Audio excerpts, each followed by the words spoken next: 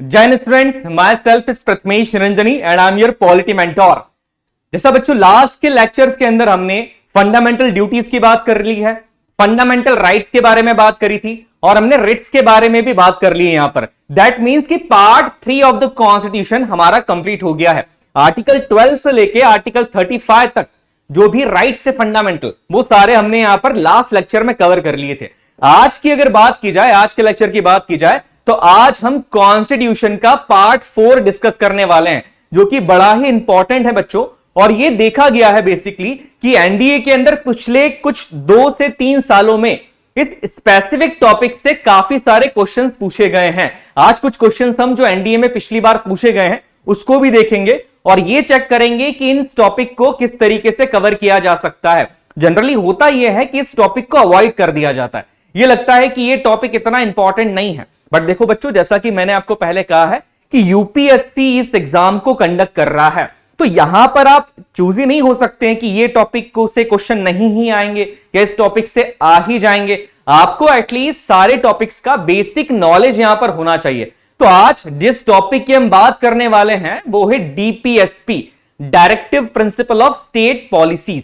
ये बड़ा important topic है और हर एग्जाम की मैं बात करूं तो हर एग्जाम में कहीं ना कहीं से इस टॉपिक को टच किया ही जाता है। देखिए, इस टॉपिक के साथ साथ मेरे सारे लेक्चर के नोट्स और पॉलिटी के भी सारे नोट्स आपको पीडब्ल्यू ऐप के ऊपर अवेलेबल हो जाएंगे। आपको पीडब्ल्यू ऐप को डाउनलोड करना है अपने प्ले स्टोर से। वहां पर जाकर जब आप पीडब्ल्यू ऐप को ओपन करते हैं तो शक्ति बैच का लोगो आपको मिलेगा और लोगो के नीचे बाय नाउ का ऑप्शन होगा। देखिए, बाय नाउ लिखा है, बट वहां पर अगर आप सब्सक्राइब कर लेते हैं, क्लिक कर लीजिएगा। वहां पर कोई भी चार्ज नहीं लिया जाएगा आपसे, क्योंकि शक्ति बैच हमारी फ्री ऑफ कॉस्ट है। चलिए बच्चों, अब स्टार्ट करते हैं हमारा topic, directive principle of state policy. इसके नाम के अंदर ही इस टॉपिक को समझना जरूरी है। यहां पर क्या लिखा गया है? Directive principle of state policy. यह देखा जाता है कि कुछ ऐसे प्रिंसिपल्स, कुछ ऐसे डायरेक्शंस जो कि स्टेट को दिए जाते हैं हमारे कॉन्स्टिट्यूशन के थ्रू, जिसके थ्रू यह बताया जाता है बेसिकली कि अगर स्टेट्स कोई लॉ बना रही है, स्टेट अगर कोई कानून बना रहा है, तो उनको किन किन प्रिंसिपल्स का, किन किन बातों का ध्यान रखना है। इन प्रिंसिपल्स और बातों को ध्यान में रखते हुए ही उन्हें उस कानून को या लॉ को यहां पर बनाना है। तो इसीलिए ये जो डीपीएसपी है, ये बड़ा इंपॉर्टेंट टॉपिक हमारे लिए हो जाता है। अब देखिए बच्चों, कई बार ये कंफ्यूजन होता है इस डीपीएसपी के अंदर, directive principle of state policy के अंदर ये कंफ्यूजन होता है कि किस स्टेट की बात कर रहे हैं। बच्चों, अगर आपको लास्ट लेक्चर याद हो तो हमने एक आर्टिकल डिस्कस किया था फंडामेंटल राइट्स के अंदर, जो कि पार्ट 3 के अंदर था। वो था हमारा आर्टिकल 12। कुछ याद आ रहा है बच्चों? आर्टिकल 12 के अंदर क्या चीजें कही गई थी? आर्टिकल 12 के अंदर हमें स्टेट्स के बारे में बताया गया था। तो यहां पर जिस स्टेट की बात की जा रही है बच्चों, ये वो आर्टिकल 12 वाला ही है। आर्टिकल 12 के अंदर जो स्टेट्स कही गई थी, ये उसी की बात कर रहे हैं। चलिए एक बार फिर से इसको देख लेते हैं कि बेसिकली ये स्टेट क्या है। आर्टिकल 12 के अंदर स्टेट के लिए कहा गया था कि सेंट्रल गवर्नमेंट प्लस पार्लियामेंट, इसके अलावा हमारी state government plus state legislature, इसके अलावा हमारी लोकल बॉडीज। लोकल बॉडीज में क्या आ जाएगा बच्चों? लोकल बॉडीज के अंदर क्या आ जाएगा? पंचायती राज आ जाएगा, म्युनिसिपल कॉर्पोरेशन आ जाएगा, और इसके अलावा गवर्नमेंट ऑर्गेनाइजेशंस को भी स्टेट माना गया है आर्टिकल 12 के अंदर। इसी तरह ध्यान से इस बात को सुनिएगा, directive principle of state policy के अंदर जो आर्टिकल 36 है, आर्टिकल 36 के अंदर यह कहा गया है कि इसमें स्टेट का डेफिनेशन सेम होगा जो कि पार्ट 3 के अंदर फंडामेंटल राइट्स में दिया गया है ना। ये बड़ी इंपॉर्टेंट चीज है, ये बहुत इंपॉर्टेंट पॉइंट है बच्चों, क्योंकि क्वेश्चंस जो है वो इसी तरह के बेसिक पॉइंट से मिला के ही बनता है। इसी बेसिक पॉइंट्स को उठा के वो क्वेश्चन पूछ लेते हैं। चलिए अब लेक्चर को स्टार्ट करने से पहले 2020 एनडीए ने जो डीपीएसपी से रिलेटेड एक क्वेश्चन पूछा है, उस क्वेश्चन को एक बार देख लेते हैं कि क्वेश्चन किस तरीके का आता है। देखिए, यहां पर क्वेश्चन उन्होंने पूछा है। इस क्वेश्चन की अगर बात करें तो ये क्वेश्चन बेसिकली क्या कह रहा है? क्वेश्चन कहता है कि which one of the following directive principle was inserted by the constitution 42nd amendment act 1976। कि इसमें से कौन सा ऐसा डायरेक्टिव प्रिंसिपल था जो कि 42nd कॉन्स्टिट्यूशन अमेंडमेंट एक्ट के थ्रू डीपीएसपी के अंदर या संविधान के अंदर इंक्लूड किया गया था। अब देखिए बच्चों, ये इस तरह का क्वेश्चन आता है। अमेंडमेंट्स काफी इंपॉर्टेंट होते हैं, है ना। हमने बहुत सारे अमेंडमेंट्स देखे हैं। लास्ट लेक्चर के अंदर भी जब हम देख रहे थे तो हमने 1 से 2 अमेंडमेंट्स की बात करी है। And I am very very sure कि इस लेक्चर के खत्म होने तक आपको इस क्वेश्चन का आंसर मिल जाएगा। और मैं इस बात की भी आप श्योर हो जाइए कि अगर डीपीएसपी से कोई क्वेश्चन बनता है आगे, तो इस लेक्चर के बाद आप बिल्कुल उस क्वेश्चन को कर पाएंगे, आपको प्रॉब्लम नहीं आएगी। दैट्स व्हाई मैं चाह रहा हूं कि प्रॉपरली इस टॉपिक को समझिएगा। इस टॉपिक की बेसिक अंडरस्टैंडिंग होना बहुत ज्यादा इंपॉर्टेंट है। चलिए बच्चों, इसको स्टार्ट करते हैं टॉपिक को। जैसा कि डीपीएसपी की बात हमने करी है, तो यहां पर एक सिंपल सा डेफिनेशन डीपीएसपी का दिया गया है कि DPSP are ideals which are meant to be keeped in mind by the state when it formulates policies and enact laws. ये कहते हैं बेसिकली कि DPSP directive principle of state policies के अंदर, और ये कुछ नहीं है कि अगर स्टेट कोई लॉ बनाती है, कोई कानून बनाती है, तो उन्हें इन प्रिंसिपल्स को ध्यान में रख के वो लॉ या वो कानून बनाना होगा। जैसे अगर नॉर्मली मैं बात करूं कि स्टेट के अंदर मान लेते हैं कि गुजरात सरकार एक कानून बनाना चाहती है, वो कानून किसके लिए है? वुमेन्स के लिए है। अब इस कानून को जब वो बना रही है तो डीपीएसपी के अंदर जो डायरेक्शंस दिए गए हैं, अभी जो हम आगे पढ़ेंगे डायरेक्शन सारे, वो सारे प्रिंसिपल्स को हम पढ़ेंगे। मान लीजिए एक प्रिंसिपल है, उसमें ये प्रिंसिपल कहता है कि वुमेन्स का वेलफेयर होना चाहिए, वेलफेयर ऑफ वुमेन की बात करता है। दूसरा प्रिंसिपल ये कहता है कि इक्वल वेजेस दिए जाने चाहिए मैन एंड वुमेन को। तो यहां पर इस तरह की इन प्रिंसिपल्स को ध्यान में रख के ही फिर गुजरात सरकार वो कानून बनाती है। तो डीपीएसपी के अंदर बेसिकली बेटा यही चीज कही जाती है कि स्टेट जब भी कोई कानून बनाएगा या स्टेट जब भी कोई लॉ बनाएगा, तो इन प्रिंसिपल्स को, इन वैल्यूज को, इन दिशा निर्देशों को ध्यान में रख के ही बनाएगा। अब चलिए थोड़ी सी फैक्चुअल चीजें जान लेते हैं कि किस पार्ट के अंदर डीपीएसपी आते हैं, कहां से कहां तक होते हैं और किस कंट्री के कॉन्स्टिट्यूशन से हमने लिए हैं। अगर आपने हमारा प्रेम्बल वाला पार्ट देखा है तो आपको शायद याद आ गया होगा कि डीपीएसपी हमने किस कंट्री के संविधान से, किस कंट्री के कॉन्स्टिट्यूशन से अडॉप्ट कर लिए थे। चलिए देखते हैं बेटा। अब देखिए यहां पर लिखे, अगर बात की जाए, सिंपल सा पॉइंट है कि पार्ट 4 के अंदर डीपीएसपी आते हैं। हमारे कॉन्स्टिट्यूशन के अंदर कितने पार्ट्स होते हैं ये कमेंट करके आप मुझे बताइएगा। और पार्ट 4 के अंदर यहां पर डीपीएसपी आता है। इसके पहले पार्ट 3 के अंदर हमने क्या देखा था? फंडामेंटल राइट्स की हमने बात करी थी। तो यहां पर पार्ट 4 के अंदर डीपीएसपी आता है, जो कि आर्टिकल 36 से लेके 51 तक कंक्लूड है। मतलब आर्टिकल 36 से लेके आर्टिकल 51 तक, 51 तक हमारे क्या आते हैं? Directive principle of state policies आते हैं। और कल के लेक्चर में हमने जो फंडामेंटल ड्यूटीज देखी थी बच्चों, वो कौन सा आर्टिकल था? वो था आर्टिकल 51A। याद आ रहा होगा आपको। ये सारी चीजें है ना, मैंने पहले भी कहा था, कनेक्ट करते हुए पढ़िए चीजों को, कनेक्ट करते हुए पढ़ेंगे तो ये सारी चीजें आपकी कंप्लीट हो जाएगी। ये चीजें आपको बड़ी आसानी से मिल जाएगी। देखिए डीपीएसपी को पढ़ने से पहले मैं आपको ये बता दूं कि डीपीएसपी का एक बहुत ही, कह सकते हैं कि बड़ा स्ट्रॉन्ग कनेक्शन है हमारी प्रियम्बल के साथ। हमारे प्रियम्बल के अंदर जो सेकुलरिज्म की बात की गई है, जो जस्टिस की बात की गई है, जो इक्वालिटी की बात की गई है, ये सारी की सारी बातों की झलक कहीं ना कहीं आपको इन डायरेक्टिव प्रिंसिपल्स के अंदर भी देखने को मिलेगी। तो क्या है कि प्रियम्बल अगर आपने बहुत अच्छे से पढ़ा है तो आप इस टॉपिक से बहुत अच्छे तरीके से कनेक्ट कर पाएंगे। चलिए बच्चों स्टार्ट करते हैं। 2 फैक्ट्स हैं, बिल्कुल याद रखना, एग्जाम में आ सकते हैं। डीपीएसपी किस पार्ट में आएगा? पार्ट है हमारा 4। किस आर्टिकल से किस आर्टिकल तक आता है? देखिए आर्टिकल 36 से लेकर आर्टिकल 51 तक आपके directive principles of state policies आते हैं। चलिए नेक्स्ट पॉइंट की बात करते हैं। देखिए जैसे यहां पर नेक्स्ट पॉइंट की बात की जाए, अगर आप लोगों को याद है कि हमने जब प्रियम्बल की बात करी थी, हमने जब इसके पहले वाले टॉपिक्स में बात करी थी, तो हमने एक कमिटी के बारे में जाना था। शुरुआती तौर पे जब शुरू में हमने लेक्चर स्टार्ट किए थे, आप लोगों ने जानना स्टार्ट किया था कि पॉलिटी क्या होती है। हमने उस टाइम पे एक कमेटी की बात करी थी। कमेटी का क्या नाम था? Sprue committee. उस टाइम पे मैंने आपको बताया था कि 1945 के अंदर वो कमेटी आई थी और यहां पर उस कमेटी ने हर इंडिविजुअल के 2 तरह के राइट्स की बात करी थी। कि इंडिया के अंदर किसी भी इंडिविजुअल्स को दो तरीके के राइट्स होना चाहिए, है ना। दो तरीके के राइट्स कौन से थे, यहां पर जैसे यहां पर लिखा है कि एक राइट होते हैं जस्टिसेबल, दूसरा राइट था यहां पर नॉन जस्टिसेबल। फिर से हम एक बार इस पॉइंट को देख लेते हैं कि इस कमिटी ने बेसिकली दो तरह के राइट्स की यहां पर बात करी थी। अब ये कहां पर इन्होंने कमिटी ने कहा था कि इंडिया के अंदर हर पर्सन के पास दो तरीके के अधिकार होने चाहिए। एक अधिकार कौन सा होना चाहिए, जस्टिसेबल, दूसरा अधिकार होना चाहिए नॉन जस्टिसेबल। अब जस्टिसेबल एंड नॉन जस्टिसेबल की बात करें तो ऑलरेडी हम इस पॉइंट को समझ चुके हैं। जैसे हमारे कल हमने बात करी थी या उससे पहले भी हमने देखा था, हमारे फंडामेंटल राइट्स जस्टिसेबल है।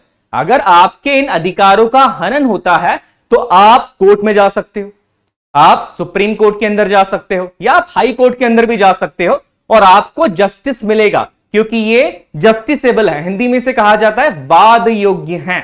ये जो राइट्स होते हैं फंडामेंटल आपके, ये जस्टिसेबल हैं। आपके राइट्स का वायलेशन होता है तो आपको इस पे जस्टिस दिया जाएगा। दूसरे होते हैं बच्चों नॉन जस्टिसेबल राइट्स, कि हां इन राइट्स का अगर आपका वायलेशन होता है या इन बातों को आप नहीं मानते हैं तो ये वाद योग्य नहीं है।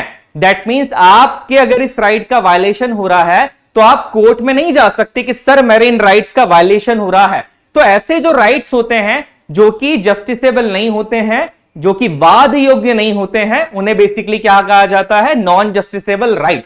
तो यहां पर स्प्रू कमिटी ने जब इस बात को कहा था कि जैसे ब्रिटेन के अंदर लोगों के पास राइट्स होते हैं वैसे इंडिया के अंदर भी लोगों के पास कुछ अधिकार होने चाहिए, तो यहां पर उन्होंने दो तरह के अधिकारों की बात करी थी।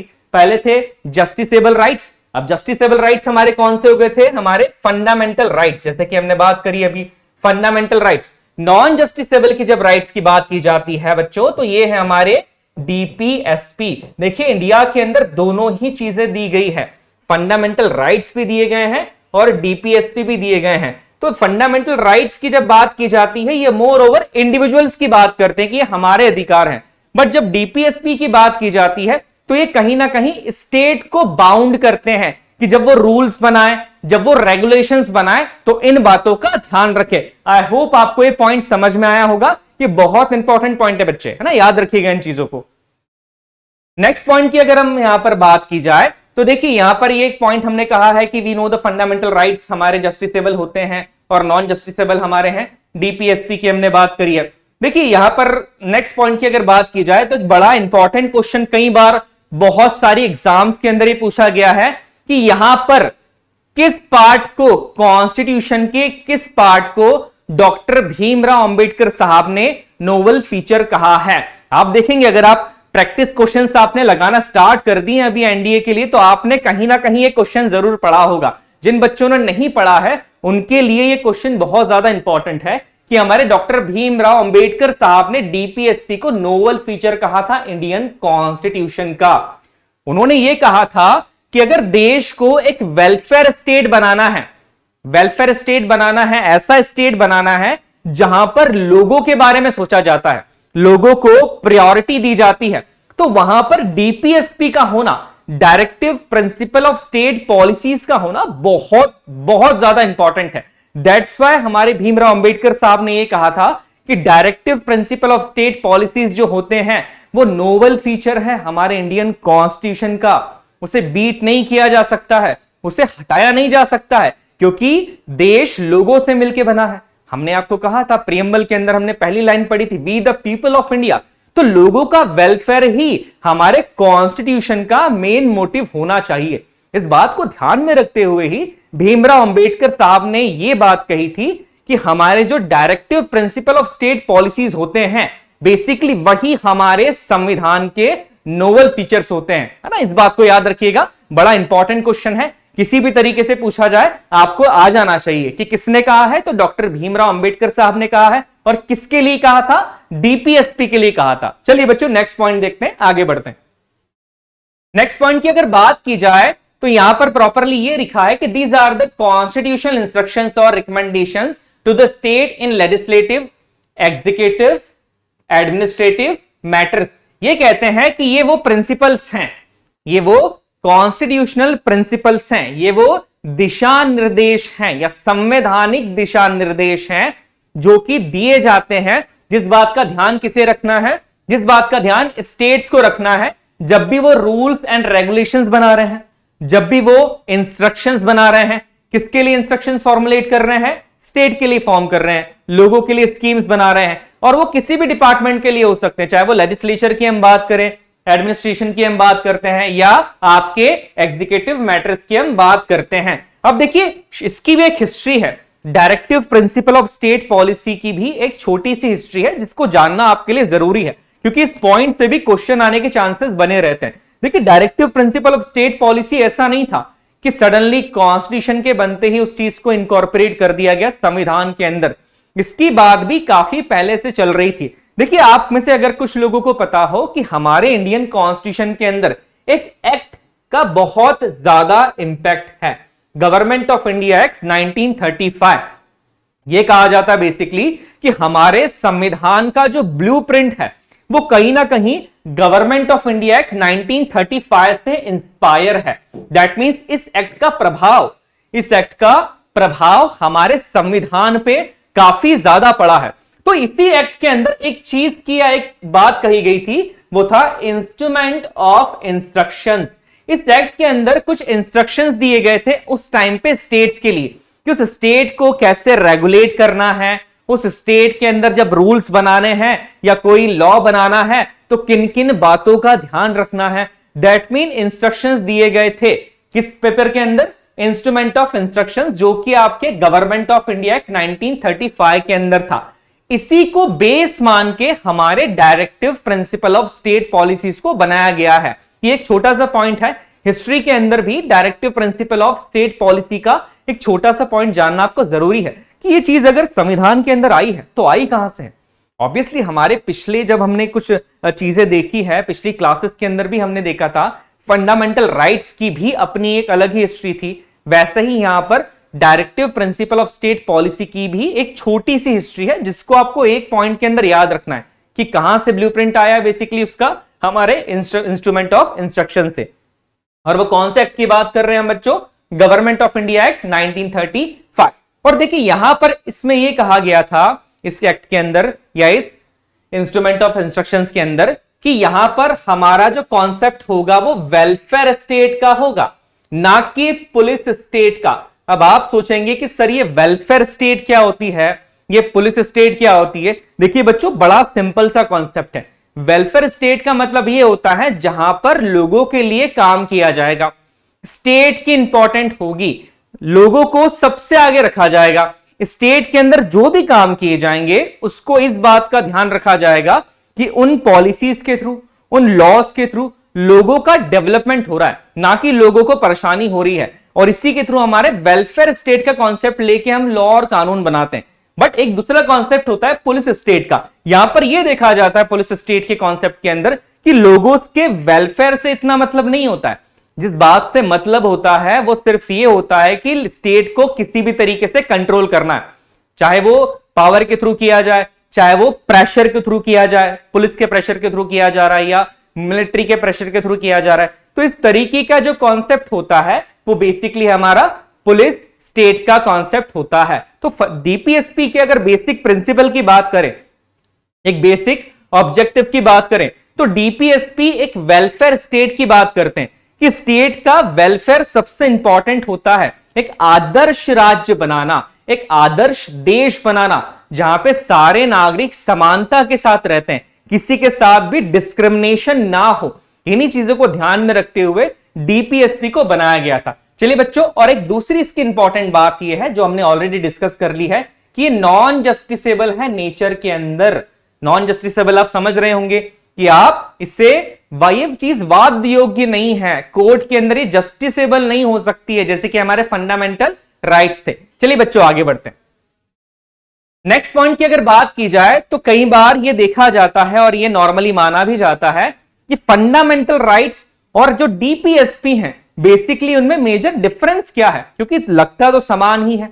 दोनों राइट्स की बात करते हैं, हाँ एक स्टेट की बात कर रहा है, दूसरा जो है वो इंडिविजुअल की बात करता है। एक राइट हमें दिए जाते हैं, दूसरे इंस्ट्रक्शन से स्टेट्स के लिए कि भैया आप कानून बनाओ, लॉ बनाओ, तो इन चीजों का आपको ध्यान रखना है। चलिए कुछ मेजर डिफरेंसेस दोनों के बीच में समझ लेते हैं ताकि आपको डाउट ना रहे, पूरी क्लियरिटी हो जाए। देखिए पहला अगर मेजर डिफरेंस की बात की जाए तो जो फंडामेंटल राइट्स होते हैं वो नेगेटिव इन नेचर के अंदर होते हैं। अब नेगेटिव का मतलब क्या है कि ये स्टेट को ये काम करने से रोकते हैं कि आप किसी के राइट्स का वायलेशन नहीं कर सकते हो, आप किसी पर्सन की फ्रीडम ऑफ स्पीच को रोक नहीं सकते हो, आप किसी पर्सन को ट्रैवल करने से मना नहीं कर सकते हो। तो देखिए यहां पर नहीं नहीं ज्यादा आ रहा है, ये नेगेटिव काइंड ऑफ नेचर के होते हैं। दैट्स व्हाई इसलिए लिखा है कि these are the negative kind of nature and they are prohibit the state from doing certain things. और ये स्टेट्स को रोकते हैं बहुत सारी चीजों करने से, कि अगर स्टेट कोई ऐसा लॉ बना रहा है, कानून बना रहा है जो फंडामेंटल राइट्स के अगेंस्ट है, तो ये स्टेट को रोक देता है कि नहीं आप ये चीज मत कीजिए। तो यहां पर इसका जो नेचर होता है फंडामेंटल राइट्स का, वो नेगेटिव इस सेंस में होता है। आप ये मत समझिए कि नेगेटिव सर बोल रहे तो फंडामेंटल राइट्स गलत हो जाते हैं, ये गलत की बात नहीं कर रहे बेटा, एक नेचर की बात किया जा रहा है। वहीं डीपीएसपी का जो नेचर है पॉजिटिव होता है। क्यों? क्योंकि स्टेट को बोलता है कि आप ये करो, मैन एंड वुमेन इक्वालिटी की बात करता है, एनवायरमेंट को प्रोटेक्ट करिए, मैन वुमेन की इक्वालिटी की बात यहां पर की जाएगी, ये कहा जाएगा। यूनिफॉर्म सिविल कोड की बात की जाती है, समान आचार संहिता, यूनिफॉर्म सिविल कोड पढ़ेंगे बेटा इस लेक्चर में, आगे इसके बारे में बड़ी डिटेल से पढ़ेंगे कि यूनिफॉर्म सिविल कोड क्या है। तो बेसिकली यहां पर अगर हम डीपीएसपी के नेचर की बात करें तो यहां पर इसका जो नेचर होता है बच्चों वो पॉजिटिव पॉइंट में आता है, क्योंकि ये स्टेट को बोलता है कि आप ये काम कीजिएगा। It requires the state to do certain thing, कि आप ये चीज करो, है ना, ये करने की बात कर रहा है यहां पर। तो पॉजिटिव पॉइंट के अंदर डीपीएसपी को लिया जाता है, इसका जो नेचर होता है ये पॉजिटिव होता है। नेक्स्ट बात की जाए तो बड़ा सिंपल सा पॉइंट है, ऑलरेडी हम देख चुके हैं कि ये जस्टिसेबल होते हैं फंडामेंटल राइट्स हमारे, और डीपीएसपी की बात की जाए तो ये बेसिकली हमारे नॉन जस्टिसेबल होते हैं। ये कोर्ट के थ्रू इन्फोर्स नहीं किए जा सकते हैं, एंड अगर इनका वायलेशन होता है तो ये जस्टिसेबल नहीं होते। फंडामेंटल राइट्स के लिए कोर्ट बोल देगा कि नहीं इसके फंडामेंटल राइट्स का वायलेशन क्यों हो रहा है, ये इसके राइट्स हैं, इसको मिलने चाहिए, वो इन्फोर्स करेगा कि नहीं इसके राइट्स इसके पास होने चाहिए। बट डीपीएसपी की जब बात करते हैं तो ये जस्टिसेबल नहीं है। कोर्ट स्टेट को ये नहीं बोलेंगे कि नहीं आपको ये करना ही पड़ेगा, अगर आप ये नहीं करोगे तो आपके अगेंस्ट कार्रवाई की जाएगी। यहां पर आपको फोर्स नहीं किया जाता है बच्चों डीपीएसपी के अंदर। सिंपल सा पॉइंट है, याद रखिएगा, एक जस्टिसेबल है हमारा, एक नॉन जस्टिसेबल है, तो दोनों की चीजें, दोनों पॉइंट्स को आपको याद रखना है। नेक्स्ट की अगर बात की जाए तो जो फंडामेंटल राइट्स होते हैं ये पॉलिटिकल डेमोक्रेसी स्टैब्लिश करते हैं। अब ये पॉलिटिकल डेमोक्रेसी क्या होती है इसके बारे में भी हम जानते हैं, और जो आपके डीपीएसपीज होते हैं ये economic and social democracy establish करते हैं। देखिए पॉलिटिकल डेमोक्रेसी की बेसिकली बात इसलिए की जाती है, पॉलिटिकल डेमोक्रेसी की अगर मैं यहां पर मैं बात करूं तो बेसिकली ये होता है कि जितने भी हमारे फंडामेंटल राइट्स हैं, आप देखिए जितने भी हमारे फंडामेंटल राइट्स है वो कहीं ना कहीं हमको एक अधिकार दिलाते हैं। हम एक इंडिविजुअल की बात करते हैं, उसके पॉलिटिकल राइट्स को यहां पर बढ़ाते हैं। और वहीं पे डीपीएसपी की बात की जाए तो ये हमारे सोशल राइट्स को ज्यादा बढ़ाते हैं, पॉलिटिकल राइट्स को इतना ज्यादा नहीं बढ़ाएंगे, सोशल राइट्स को ये ज्यादा बढ़ाते हैं, है ना। तो चलिए नेक्स्ट पॉइंट की अगर यहां पर बात की जाए, डीपीएसपी की अगर बात की जाए, या सॉरी फंडामेंटल राइट्स की बात की जाए, फंडामेंटल राइट्स हमारे नेशनल इमरजेंसी के टाइम पे सस्पेंड किए जा सकते हैं। कौन से नहीं किए जा सकते? आर्टिकल 20 और 21 को छोड़ के, है ना, डिस्कस किया था हमने कल की क्लास में, डिस्कस की थी ये चीज कि आर्टिकल 20 और 21 को छोड़ के अगर इमरजेंसी आ जाती है देश में तो आपके बाकी सारे फंडामेंटल राइट्स को सस्पेंड किया जा सकता है। नेक्स्ट अगर बात की जाए कि directive principles of state policies ये सस्पेंड नहीं होते बेटा किसी भी सर्कमस्टेंसेस के अंदर। बड़ा इंपॉर्टेंट पॉइंट है, किसी भी सर्कमस्टेंसेस के अंदर डीपीएसपी को सस्पेंड नहीं किया जाता है। सरकार आपके directive principle of state policies, that mean states जब लॉ बनाते टाइम जिन इंस्ट्रक्शंस को ध्यान रखना है उन प्रिंसिपल्स को यहां पर सस्पेंड नहीं किया जाता है। ये एक बड़ा इंपॉर्टेंट सा पॉइंट था। और दूसरी चीज, लास्ट पॉइंट की अगर बात की जाए तो ये वेलफेयर ऑफ इंडिविजुअल की बात करते हैं, फंडामेंटल राइट्स की, मेरे अधिकार, है ना, मेरी फ्रीडम ऑफ स्पीच, मेरे साथ डिस्क्रिमिनेशन नहीं होना चाहिए, right to equality for a person, तो ये इंडिविजुअल की बात कर रहे हैं। वहीं पे ये जो डीपीएसपी होते हैं ये किसकी बात करते हैं बच्चों? कम्युनिटी की बात करते हैं, कम्युनिटी की बात करते हैं। कैसे कम्युनिटी की बात कर रहे हैं? जैसे हमने वो गुजरात वाला एग्जांपल लिया था कि वुमेन्स के वेलफेयर के लिए स्कीम बनाना, तो पूरी वुमेन कम्युनिटी की बात कर रहे हैं। चिल्ड्रन वेलफेयर के लिए कोई स्कीम बनाना है तो सारे चिल्ड्रंस की बात कर रहे हैं, है ना। वहां पर अगर नागरिकों के लिए देश की कोई वेलफेयर स्कीम बनानी है, कानून बनाना है, तो देश के सारे नागरिकों की बात कर रहे हैं। तो दैट्स वाई यहां पर एक सिंपल सा पॉइंट आपको याद रखना है कि ये बात करता है इंडिविजुअल की, और ये किसकी बात करता है, बेसिकली ये बात करता है कम्युनिटी की, है ना। सिंपल सा पॉइंट है बच्चों, इसको याद रखिएगा। बच्चों नेक्स्ट पॉइंट की अगर बात की जाए तो यहां पर डायरेक्टिव प्रिंसिपल्स जो होते हैं वो बेसिकली 3 टाइप के होते हैं ना। क्वेश्चन पूछा जा सकता है कि कितने टाइप के यहां पर डायरेक्टिव प्रिंसिपल्स होते हैं। तो यहां पर मेजरली आप देखेंगे 3 टाइप के डायरेक्टिव प्रिंसिपल्स होते हैं। पहला होता है सोशलिस्ट प्रिंसिपल, दूसरा आपका है गांधीयन प्रिंसिपल, और तीसरा होता है लिबरल प्रिंसिपल। इन तीनों प्रिंसिपल्स की हम प्रॉपरली बात करेंगे। जो आर्टिकल्स हमारे लिए ज्यादा इंपॉर्टेंट है उन आर्टिकल्स को थोड़ा सा हम डिफाइन भी करेंगे। जैसे यूनिफॉर्म सिविल कोड की हम बात करेंगे। अभी दिल्ली हाई कोर्ट का एक बहुत इंपॉर्टेंट जजमेंट आया था। दिल्ली हाई कोर्ट ने ये निर्देश दिया था हमारी सेंट्रल गवर्नमेंट को कि पूरे देश के अंदर बेसिकली यूनिफॉर्म सिविल कोड को लागू किया जाए। तो थोड़ा सा उस केस के बारे में भी जानेंगे, ये भी देखेंगे कि यूनिफॉर्म सिविल कोड बेसिकली है क्या। तो कुछ आर्टिकल्स बड़े इंपॉर्टेंट है। आर्टिकल 40 की हम बात करेंगे, पंचायत राज से जो रिलेटेड है। आर्टिकल 44 जो है वो यूनिफॉर्म सिविल कोड की बात करता है। आर्टिकल 51 भी एक इंपॉर्टेंट आर्टिकल है जिसके बारे में पिछले ईयर्स के अंदर बहुत सारी गवर्नमेंट एग्जाम्स में क्वेश्चंस पूछे हैं, है ना। तो चलिए बच्चों देखते हैं, हम स्टार्ट करते हैं इन आर्टिकल्स के बारे में जानना। सबसे पहला जैसे मैंने बताया है कि इनको 3 टाइप में क्लासिफाई किया गया है। पहला होता है आपका सोशलिस्ट प्रिंसिपल्स, दूसरा होता है गांधीयन प्रिंसिपल्स एंड तीसरा होता है लिबरल इंटेलेक्चुअल प्रिंसिपल। इसके बाद जैसे कि हम बात की जाए कि ये स्टार्ट 36 से होते हैं। तो 36 में क्या लिखा गया, जैसे मैंने पहले ही बताया था, आपको याद हो तो लेक्चर के स्टार्टिंग में, आर्टिकल 36 के अंदर वो स्टेट को डिफाइन करते हैं। एग्जैक्टली देख लेते हैं कि आर्टिकल 36 बेसिकली बोल क्या रहा है। आर्टिकल 36 बोलता है कि definition in this part unless the context otherwise require the state has the same meaning as in part 3। Part 3 के अंदर जो स्टेट का मीनिंग है वही इसका मीनिंग यहां पर लिया जाएगा स्टेट का। ये ऑलरेडी हम डिस्कस कर चुके हैं बच्चों शुरुआत में। अब यहां पर बात की जाए, पहले प्रिंसिपल होते हैं सोशलिस्टिक प्रिंसिपल। यहां पर लिखा गया है कि they are the principle that aim to provide social and economic justice and set the path towards the welfare state. ये जो प्रिंसिपल्स दिए गए हैं इसके अंदर कौन कितने प्रिंसिपल्स आते देखिएगा कि सोशलिस्ट प्रिंसिपल के अंदर ये सारे प्रिंसिपल्स आ जाएंगे। ये किसके बारे में डिफाइन कर रहे हैं, ये डिफाइन करते हैं कि सोसाइटी के अंदर एक इक्वालिटी बनी रहनी चाहिए, जस्टिस मिलना चाहिए। कौन सा, सोशल एंड इकोनॉमिकल जस्टिस। कुछ याद आ रहा है, preamble, social and economical justice, है ना। तो बच्चों ये उसी की बात की जा रही है। मैंने पहले ही कहा है कि कहीं ना कहीं प्रियम्बल से इसका कनेक्शन आपको ज्यादा मिलेगा। तो सोशल एंड इकोनॉमिकल जस्टिस की यहां पर बात की जा रही है और यह बताया गया है कि इन प्रिंसिपल्स के थ्रू आप एक वेलफेयर स्टेट में कन्वर्ट हो सकते हैं। अब ये देखिए क्या क्या आर्टिकल्स हैं, इन आर्टिकल्स के बारे में हम जान लेते हैं। पहले आर्टिकल की अगर बात की जाए तो पहला आर्टिकल है यहां पर आर्टिकल 38, है ना। इसमें कुछ पॉइंट्स इंपॉर्टेंट है। इन आर्टिकल्स का बेसिक स्ट्रक्चर या बेसिक आपको जानना जरूरी है। The state shall strive to promote the welfare of the people by securing and protecting a social order by ensuring social, economic and political justice and by minimising inequalities, income status, facilities and opportunities. ये क्या कह रहे हैं, article 38 बच्चों basically ये कहता है कि स्टेट को इस तरीके से काम करना है या जब भी कोई स्कीम बनाता है उसको ये इंश्योर करना है कि इकोनॉमिकल जस्टिस इंश्योर हो जाए, एक सोशल जस्टिस यहां पर लोगों का इंश्योर हो जाए, और एक इक्वालिटी ऑफ अपॉर्चुनिटी की भी यहां पर बात की जाती है कि मिनिमाइज की इनइक्वालिटीज को आपको बेसिकली क्या करना है, कम करना है।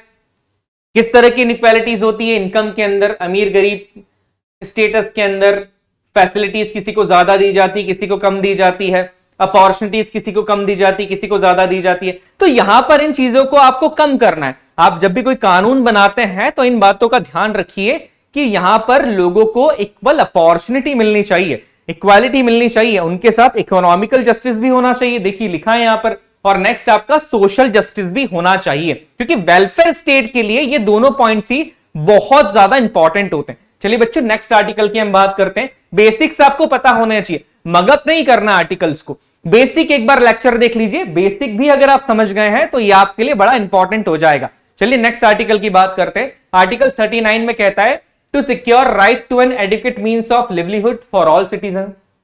जितने भी लोग हैं उनके लिए क्या सिक्योर करना है कि उनके जीने का, लिवलीहुड का जो भी अधिकार है या सारी चीजें कि वो अच्छे से अपनी लाइफ का निर्वाह कर पाए, अपने जीवन को जी पाए, ये सारी चीजें इंश्योर करनी है, किसको? स्टेट को इंश्योर करनी है। नेक्स्ट की बात की जाए, inequality distribution of the material resources of the community for the common good. यहां पर इसकी बात की जा रही है, सॉरी, इक्विटेबल डिस्ट्रीब्यूशन, एक जैसा डिस्ट्रीब्यूशन किया जाना चाहिए जितने भी रिसोर्सेस हैं। दैट मींस अगर स्टेट कोई स्कीम निकाल रही है तो उस स्कीम का लाभ सबको मिलना चाहिए, है ना। यहां पर उसकी बात की जा रही है बच्चों कि अगर सरकार ने कोई स्कीम निकाली है, अगर सरकार कुछ डोनेशन दे रही है या कह सकते हैं कि किसी स्कीम के थ्रू लोगों को फाइनेंशियल बेनिफिट पहुंचा रही है, तो वो फाइनेंशियल बेनिफिट किसी एक कास्ट, रिलीजन या क्रीड के लोगों को नहीं मिलना चाहिए, वो स्टेट के अंदर बराबर सारे लोगों को मिलना चाहिए। तो ये पॉइंट उसकी बात करता है। नेक्स्ट कहते हैं कि operation of an economic system to prevent the concentration of wealth and means of production, कि आपको ऐसे चीजों का ध्यान रखना है कि वेल्थ का कंसंट्रेशन ना हो जाए, वेल्थ का एक जगह पे अक्यूमुलाइजेशन ना हो जाए, इन बातों का आपको ध्यान रखना है। अब एक बड़ा इंपॉर्टेंट पॉइंट है, आर्टिकल 39 के अंदर कहा जाता है, बहुत बार क्वेश्चंस पूछे गए हैं इसके ऊपर, यह बात करता है equal pay for equal work for both man and woman, preservation of the health and strength of workers and children against forcible abuse, इसकी बात कर रहा है। तो यहां पर पूछा जा सकता है कि equal pay for equal work man and woman के लिए किस आर्टिकल में डीपीएसपी के बात की गई है? वो है आर्टिकल 39 के अंदर, कि आप अगर किसी वुमन से काम करवा रहे हैं उसको भी आप उतनी ही पेमेंट देंगे, उसकी सैलरी भी उतना ही होना चाहिए जितनी कि मैन की होनी चाहिए, है ना। आपने याद किया होगा, आपको आपने एक पॉइंट सुना होगा, जेंडर गैप इंडेक्स की हम बात करते हैं, जेंडर इनइक्वालिटी इंडेक्स की भी बात करते हैं, जेंडर इक्वालिटी इंडेक्स भी एक होता है। तो यहां पर कहीं ना कहीं जेंडर्स के बीच में क्या डिस्क्रिमिनेशन हो रहा है, डिस्क्रिमिनेशन उसको कम करने के लिए कहा जा रहा है। दैट्स व्हाई क्या कह रहे हैं बच्चों, ये equal pay for equal work. Next कहा जाता है कि opportunities for the healthy development of children, बच्चों का हेल्दी डेवलपमेंट हो, बच्चों का शारीरिक और मानसिक विकास अच्छे तरीके से हो, इसके लिए स्टेट को कुछ ना कुछ काम करना है। जब भी कोई स्कीम बनाते हैं तो इस बात का ध्यान रखना चाहिए। इसके बाद एक इंपॉर्टेंट आर्टिकल आ जाता है बच्चों, बहुत इंपॉर्टेंट है, मोस्ट इंपॉर्टेंट आर्टिकल है, याद करिएगा। पहला जो क्वेश्चन हमने देखा है उस क्वेश्चन से भी कहीं ना कहीं रिलेट कर रहा है ये आर्टिकल। ये आर्टिकल कहता है, आर्टिकल 39A, इस आर्टिकल में कहा गया है कि promote equal justice, free legal aid to poor, कि इक्वल जस्टिस आपको लोगों को देना है, इक्वल जस्टिस देना है और फ्री लीगल एड प्रोवाइड करना है। इक्वल जस्टिस का मतलब क्या होता है बच्चों, कि किसी भी पर्सन की फाइनेंशियल कंडीशन अगर अच्छी है तो इसका मतलब ये नहीं है कि उसको जस्टिस अच्छे से मिल जाएगा या जल्दी मिल जाएगा। अब इसका एक सिंपल सा एग्जांपल हम लेते हैं। मान लीजिए कि कोई ऐसा पर्सन है जिसको किसी क्राइम के लिए अरेस्ट कर लिया गया है स्टेट गवर्नमेंट के थ्रू। अब उस पर्सन के पास वकील को पैसा देने के लिए, वकील हायर करने के लिए पैसा नहीं है। अब वो क्या करेगा? उसको तो सजा हो जाएगी, वो अपना पक्ष सरकार के सामने रखा ही नहीं सकता। क्यों? क्योंकि उसके पास कोई अच्छा एडवोकेट नहीं है। एडवोकेट नहीं है अगर उसके पास, तो वो अपना पक्ष अदालत में जज के सामने कैसे रखेगा? ऑब्वियसली चीज है ना। और जो दूसरा पर्सन है उसके पास पैसा ज्यादा है, वो बहुत अच्छा वकील हायर कर लेता है। तो देखिए यहां पर इसीलिए किसका प्रावधान की बात की गई है? फ्री लीगल एड, कि आपको स्टेट को ऐसी व्यवस्था करनी है कि अगर कोई ऐसे लोग हैं तो उनको भी प्रॉपर जस्टिस मिले। ये जो लीगल एड है, लीगल सहायता है, ये उनको फ्री में मिले, उनका पैसा ना लगे। तो बहुत सारी स्टेट्स के अंदर बेसिकली अगर मैं ब्रॉड लेवल के ऊपर बात करूं तो इंडिया के अंदर ये सारे प्रावधान है कि अगर कोई पर्सन लीगल खर्चा नहीं उठा सकता है तो नॉर्मली स्टेट्स के जो वकील होते हैं वो जाके फिर उन पर्सन का जो है वो केस लड़ते हैं। तो नॉर्मली ये चीजों का भी ध्यान रखा जाता है। नेक्स्ट अगर आर्टिकल की यहां पर बात की जाए तो आर्टिकल 41 ये कहता है कि to secure the right of work, काम करने का अधिकार सिक्योर करने की बात किस आर्टिकल में कही गई है? आर्टिकल 41 के अंदर। राइट टू एजुकेशन, पढ़ने का अधिकार, and right to public assistance in case of unemployment, old age, sickness and disablement. जो भी गवर्नमेंट हमारी आप देखते हैं, आपके भी स्टेट के अंदर बहुत सारी पेंशन स्कीम्स बनाई जाती होगी बच्चों। कि आपकी सरकार ने, स्टेट गवर्नमेंट ने पेंशन स्कीम निकाली है, हरियाणा सरकार ने, पंजाब सरकार ने, मध्य प्रदेश सरकार ने, ये सारी जो पेंशन स्कीम्स निकालते हैं वो देखिए कहीं ना कहीं आर्टिकल 41 को देख के ही कर रहे हैं। क्योंकि यहां पर क्या किया जा रहा है कि कोई पर्सन अनएम्प्लॉयड है तो उसके लिए आप प्रॉपरली चीजों को सिक्योर करो, कोई ओल्ड एज के अंदर है तो उसके लिए फैसिलिटीज आप सिक्योर करो, उसके लिए राइट टू वर्क को सिक्योर करो, राइट टू एजुकेशन को सिक्योर करो, डिसेबलमेंट की कंडीशन के अंदर भी आपको ध्यान रखना है। तो ये सारी चीजों की बात की जाती है। इसके बाद आर्टिकल 42 कहता है to make the provision for just and human conditions for work and maternity relief. ये पॉइंट याद रखिएगा बच्चों कि मैटरनिटी रिलीफ की बात कहां की गई है, कहीं ना कहीं, है ना, मातृत्व अवकाश की जब हम बात करते हैं, मैटरनिटी एक्ट इंडिया के अंदर बनाया गया है कि अगर ऑफिस में कोई लेडी काम कर रही है और अगर प्रेगनेंसी के पीरियड के अंदर वो ऑफिस से लीव लेती है तो आप उसको निकाल नहीं सकते हैं, आपको मैटरनिटी लीव प्रोवाइड करनी पड़ेगी। तो देखिए ये जो स्कीम्स बनाई जाती है स्टेट्स, वो कहीं ना कहीं इस आर्टिकल 42 को ध्यान में रख के ही बनाते हैं। जस्ट एंड ह्यूमन कंडीशंस का मतलब ये होता है बच्चों कि अगर आप किसी से काम करवा रहे हैं तो वर्किंग एनवायरनमेंट ऐसा होना चाहिए कि लोग वहां पे प्रॉपर काम कर सकें। खराब वर्किंग एनवायरनमेंट नहीं होना चाहिए, ऐसा वर्किंग एनवायरनमेंट नहीं होना चाहिए कि वहां पर किसी का काम करना ही मुश्किल हो जाए। तो ये सारी चीजें भी इसके थ्रू बनाई गई है। तो इसके लिए देखिए बहुत सारे एक्ट बनाए जाते हैं, बहुत सारे कानून बनाए जाते हैं जो कि वर्किंग एनवायरनमेंट के अंदर सेफ्टी की बात करते हैं। जैसे कि वुमेन हरेसमेंट वर्किंग एनवायरनमेंट के अंदर नहीं होना चाहिए, उसके लिए एक बड़ा इंपॉर्टेंट कानून बनाए गए हैं। तो ये कहीं ना कहीं जब ये कानून बनाए जाते हैं तो इन डीपीएसपी को ध्यान में रख के ही बनाए जाते हैं। आप किसी भी स्कीम को पढ़िएगा, किसी भी जब स्कीम की हम बात करेंगे आप ये देखेंगे, आपको ये चीज समझ में आ जाएगी कि ये स्कीम कहीं ना कहीं directive principle of state policies के किसी ना किसी प्रिंसिपल को ही फॉलो कर रही है ना। चलिए बच्चों आगे बढ़ते हैं। नेक्स्ट की बात की जाए, आर्टिकल 43 कहता है to secure a living wage, decent standard of living and social and cultural opportunities for all workers, the state shall promote cottage industry on an individual and cooperative basis in rural areas। है ना, यहां पर basically दो बात कर रहे हैं कि लिविंग वेजेस सिक्योर होना चाहिए। ऐसा नहीं कि आप काम के लिए बहुत कम पैसा दे रहे हो, है ना, बहुत कम पैसा दिया जा रहा है, जिसके लिए बेसिकली क्या है, मिनिमम वेजेस एक्ट इंडिया के अंदर है। उस एक्ट के थ्रू इंश्योर किया जाता है कि कोई पर्सन अगर काम कर रहा है किसी भी ऑफिस के अंदर तो उसको कम से कम इतना मेहनताना मिले। मिनिमम वेजेस एक्ट की हम बात करते हैं। तो इन चीजों के थ्रू ही चीजें सिक्योर की जा रही है कि डिसेंट स्टैंडर्ड ऑफ लिविंग ताकि वो मेंटेन कर सके। आप उससे काम तो 18 घंटे करवा रहे हो बट आप उसको पैसा बहुत कम दे रहे हो। आप बोलेंगे कि अरे पैसा अगर मैं कम दे रहा हूं तो संविधान में ऐसा कहां लिखा है कि उसको पैसा ना दिया जाए या उसको पैसा ज्यादा दिया जाए, बहुत ज्यादा। तो ये इन चीजों को सिक्योर करने के लिए भले ये डीपीएसपी जस्टिसेबल नहीं है बट इनको देख के बहुत सारे एक्ट्स इंडिया के अंदर बनाए गए हैं, जो लास्ट के अंदर लेक्चर में हम डिस्कस करेंगे कि वो कौन कौन से एक्ट हैं, है ना, बड़ा इंपॉर्टेंट चीजें। नेक्स्ट अगर यहां पर बात की जाए तो कॉटेज इंडस्ट्री को प्रमोट करने की बात भी यहीं पे कही गई है। तो देखिए नेक्स्ट अगर यहां पर बात की जाए तो आर्टिकल 43A, ये जो आर्टिकल्स होते हैं जिनके आगे ए बी लगाया जाता है जो कि बाद में ऐड किए गए हैं, ये थोड़े से इंपॉर्टेंट हो जाता है बच्चों। यहां पर आर्टिकल 43A क्या कहता है, to take step to secure the participation of workers in the management of industries. Industry के मैनेजमेंट के अंदर वर्कर्स का पार्टिसिपेशन यहां पर इंश्योर करना है। इसके बाद हमारा आर्टिकल 47 कहता है कि raise the level of nutrition and standard of living of the people, improving public health. अब जैसे यहां पर बात की जा रही है कि लोगों के अंदर न्यूट्रिशन, जो उनको भोजन मिल रहा है उसके अंदर ये ध्यान रखना है कि आपको प्रॉपर न्यूट्रिशन मिल रहे हैं।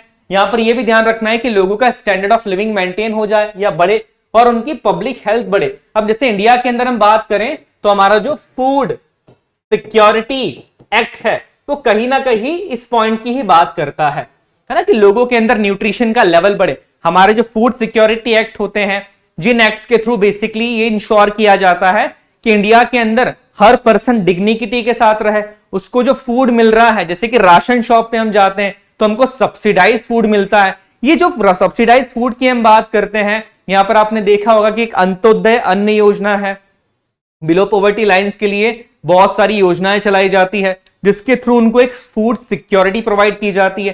कहीं ना कहीं वो इस बात को ही प्रमोट करता है ना। देखिए बच्चों, अब एक प्रिंसिपल्स तो हमारे सारे कंप्लीट हो गए, सोशलिस्ट प्रिंसिपल हमने सारे देख लिए हैं। नेक्स्ट अगर प्रिंसिपल की बात की जाए तो यह है गांधीयन प्रिंसिपल। ये बड़े इंपॉर्टेंट प्रिंसिपल्स होते हैं, इन प्रिंसिपल्स को थोड़ा सा आपको ध्यान से देखना है और ध्यान से चीजों को समझना है, क्योंकि गांधीयन प्रिंसिपल से क्वेश्चन आने के चांसेस ज्यादा रहते हैं। सबसे ज्यादा अगर किसी टॉपिक से या कह सकते हैं कि डीपीएसपी में किसी प्रिंसिपल से क्वेश्चन आने के चांसेस हैं तो बेसिकली कौन सा है, गांधीयन प्रिंसिपल। चलिए देखते हैं बच्चों बेसिकली किसकी बात करता है कि this principles are based on Gandhian ideology used for represent the programme of reconstruction reunited by Gandhian during the national movement. ये जितने भी प्रिंसिपल्स हैं ये गांधी जी के थॉट्स के ऊपर या गांधी जी की आइडियोलॉजी के ऊपर बेस्ड हैं, है ना। देखिए यहां पर बेसिकली अगर बात की जाए तो गांधी जी कहीं ना कहीं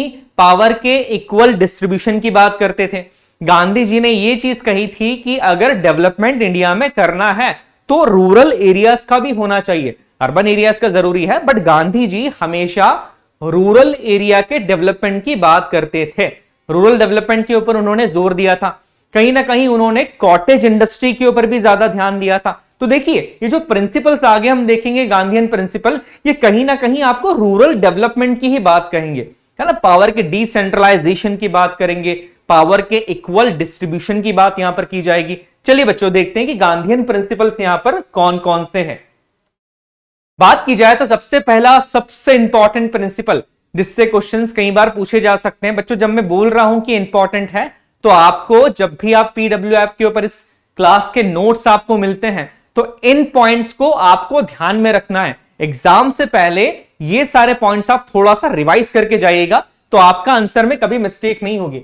आर्टिकल 40 कहता है टू ऑर्गेनाइज विलेज पंचायत। तो एक क्वेश्चन पूछा जा सकता है कि हमारा जो पंचायत राज है, विलेज पंचायत है, उसकी बात कहां की गई है सबसे पहले। तो सबसे पहले बच्चों कहां पर की है हमने, शुरुआती किस आर्टिकल के अंदर करी है, आर्टिकल 40 के अंदर पंचायत राज की बात की गई है।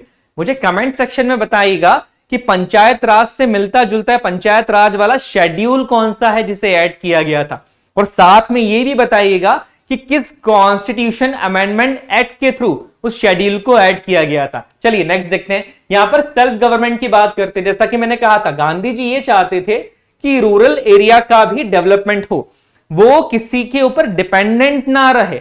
यहां पर एक सेल्फ गवर्नमेंट की बात उन्होंने करी थी, खुद की सरकार की। जैसे पंचायत जो होती हैं वो अपने एरिया को खुद रेगुलेट करती है, म्युनिसिपैलिटी कॉर्पोरेशंस जो होती है वो हमारे शहरों को, सिटीज को रेगुलेट करती है। तो यहां पर उन्होंने ये कहा कि म्युनिसिपैलिटी कॉर्पोरेशंस गांव को रेगुलेट नहीं करना चाहिए, गांव के वेलफेयर के लिए, गांव के रेगुलेशंस के लिए या रूरल डेवलपमेंट के लिए वहां के लोगों में से ही कुछ लोगों को इलेक्ट किया जाए, क्योंकि वो शायद उस एरिया की प्रॉब्लम्स को ज्यादा अच्छे से समझ सकते हैं और अच्छे तरीके से उन प्रॉब्लम्स को सॉल्व भी कर सकते हैं। सो दैट्स व्हाई आर्टिकल 40 के अंदर यहां पर पंचायत राज की बात की गई है और यहां पर बेसिकली सेल्फ गवर्नमेंट की भी बात की गई है। मैंने आपको ऑलरेडी बताया था कि गांधी जी एक कॉटन इंडस्ट्रीज के भी बात करते थे, इसीलिए आर्टिकल 43 के अंदर कॉटेज इंडस्ट्री को प्रमोट करने की बात की गई है। तो ये पॉइंट भी बड़ा इंपॉर्टेंट है कि रूरल एरियाज के अंदर अगर कॉटेज इंडस्ट्री का कोई क्वेश्चन आ जाता है, डेवलपमेंट की कहां बात की गई है, तो बच्चों बेसिकली किसकी बात कर रहे हैं, आर्टिकल 43 की बात कर रहे हैं। देखिए एक सिंपल सा कॉन्सेप्ट मैं आपको बता देता हूं, गांधीयन प्रिंसिपल्स की जब भी बात आएगी कहीं ना कहीं पावर के डिसेंट्रलाइजेशन की बात आएगी, पंचायत राज की बात आएगी एंड रूरल डेवलपमेंट की बात आ जाएगी। तो आप समझ जाइएगा कि कहीं ना कहीं ये गांधीयन प्रिंसिपल से रिलेटेड डीपीएसपी की बात की जा रही है। आर्टिकल 43B की बात की जाए तो यहां पर बेसिकली बात की जा रही है कोऑपरेटिव सोसाइटीज की, voluntary formation of autonomous functioning democratic control, ये सारी चीजें यहां पर बात की जा रही है। प्रोफेशनल मैनेजमेंट की बात की जा रही है। अब देखिए इसके बाद जो नेक्स्ट आर्टिकल आता है हमारा डीपीएसपी के अंदर वो है आर्टिकल 46। ये बड़ा इंपॉर्टेंट आर्टिकल है बिकॉज ये हमारे कहीं ना कहीं शेड्यूल कास्ट और शेड्यूल ट्राइब से जुड़ा हुआ है। ये पॉइंट याद रखिएगा, बड़ा इंपॉर्टेंट है, बहुत इंपॉर्टेंट आर्टिकल है। इस आर्टिकल के अंदर बेसिकली ये क्या कह रहे हैं, ये कह रहे हैं कि to promote the education and economic interest of schedule caste, schedule tribes and other weaker section of the society and to protect them from social injustice and exploitation। कि स्टेट जब भी रूल्स एंड रेगुलेशंस बनाए तो ये वो ध्यान रखे कि वो रूल्स और रेगुलेशंस या स्कीम्स ऐसी हो बेसिकली जिसके थ्रू एजुकेशन को प्रमोट किया जा रहा है, इकोनॉमिकल इंटरेस्ट को प्रमोट किया जा रहा है, किसके, एसटीज के, एससीज के और अदर बैकवर्ड क्लास के जो लोग हैं, जो कि सोसाइटी के अंदर जैसे हम अन्य पिछड़ा वर्ग की बात करते हैं, उनके अंदर एजुकेशन को प्रमोट किया जाए। तो ये आर्टिकल उसकी बात करता है, आर्टिकल 46, जो कि कहीं ना कहीं हमारे ST SC एंड OBC से रिलेटेड है। इसके बाद नेक्स्ट है आर्टिकल 47, ये बड़ा इंपॉर्टेंट आर्टिकल है। आर्टिकल 47, गुजरात सरकार, बिहार सरकार, आप जानते हैं जैसे कि वहां पर अल्कोहल के ऊपर प्रोहिबिशन लगा हुआ है ना, शराब बंदी की बात की जाती है, वहां पर आप शराब नहीं पी सकते, तो कहीं ना कहीं वो इसी आर्टिकल से रिलेटेड है। जब सरकार से पूछा जाता है कि आपने ऐसा क्यों किया, तो वो कहते हैं कि directive principle of state policy के अंदर एक आर्टिकल ऐसा है जो कि इंटॉक्सिकेटेड, या कह सकते हैं बेसिकली कि ऐसी चीजें जिससे कि शरीर को या कोई प्रॉब्लम क्रिएट की जा सकती है, जिनको इंटॉक्सिकेटेड माना जाता है, उन चीजों को प्रोहिबिट करने की और बंद करने की यहां पर परमिशन देता है। देखिए आर्टिकल 47 इसलिए बड़ा इंपॉर्टेंट, ये क्या कहता है, to prohibit the consumption of intoxicating drinks and drugs which are injurious to health, कि ऐसी चीजों को आपको बंद करना है अपने स्टेट्स के अंदर, या आपको ऐसे प्रयास करने चाहिए, ऐसे रूल्स बनाने चाहिए, ऐसे रेगुलेशंस बनाने चाहिए जिससे कि इन इंटॉक्सिकेटेड ड्रिंक्स को बैन किया जा सके अपने स्टेट्स के अंदर। अब आपको लग रहा होगा कि सर अगर बिहार ने कर दिया है, गुजरात में बैन करा हुआ है, तो फिर दूसरे स्टेट्स में बैन क्यों नहीं किया जाता है? देखिए बच्चों, जैसा कि मैंने बताया, इनजस्टिसेबल है।